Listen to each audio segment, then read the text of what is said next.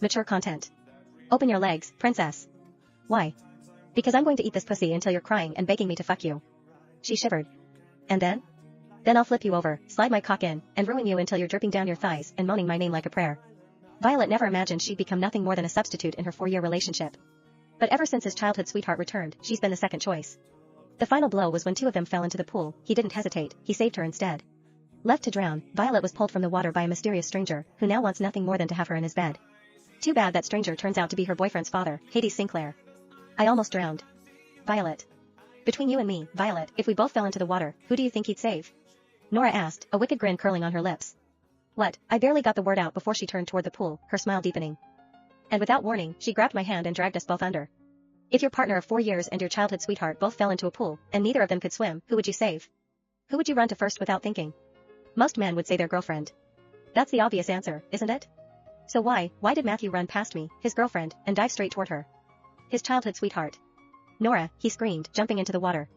He reached her in seconds, pulling her limp body into his arms, and he carried her out of the water. Water rushed into my mouth and nose before I could even scream. I tried to float, but my body refused.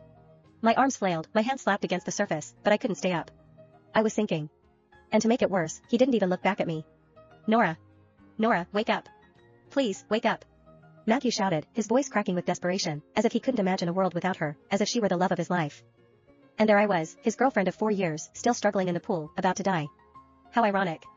Was I really going to die like this? It was too cruel, embarrassing, and stupid. People would talk.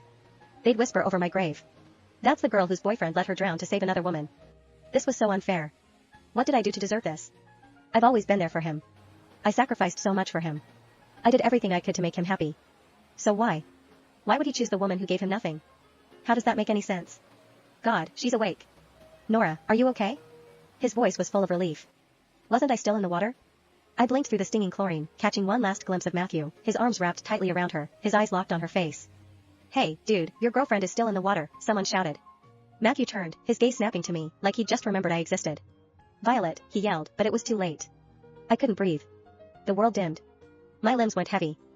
I was about to die until I felt a splash beside me. Someone dove in. I couldn't see his face clearly, but strong arms wrapped around my waist. Warm lips pressed against mine, forcing air into my lungs.